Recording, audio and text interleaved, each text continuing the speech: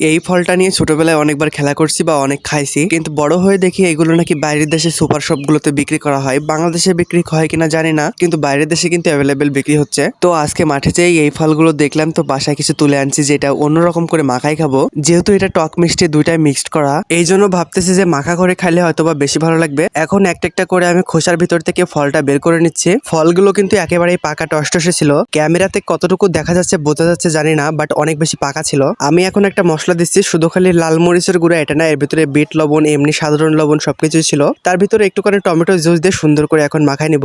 এটা খাচ্ছি দেখে তোমরা আমাকে পাগল বা বলদ মনে করো না। আমি যদি পাগল বা বলদ হই তাহলে বাইরের দেশের মানুষ সব থেকে বেশি বলদ পাগল, কারণ বাইরের দেশে এটা চড়া দামে বিক্রি হয়। তোমরা এখন যে যাই বলো না কেন, এই খাবারটা খাইতে কিন্তু অনেক বেশি মজা ছিল। তোমরা একদিন ট্রাই করে দেখতে পারো। এটাই ছিল আমার মাখা করার ফাইনাল লুক। একেবারে গাদা করে মরিচের গুঁড়া দিছি, টক মিষ্টি ঝাল স্বাদের একটা সুন্দর মাখা হয়েছে। তো চলো খাবারটা আমি এখন টেস্ট করবো। আর খাওয়ার ফলে আমি যেটা বুঝলাম, এটা অনেক বেশি মজা ছিল। তোমরা একদিন ট্রাই করে দেখতে পারো।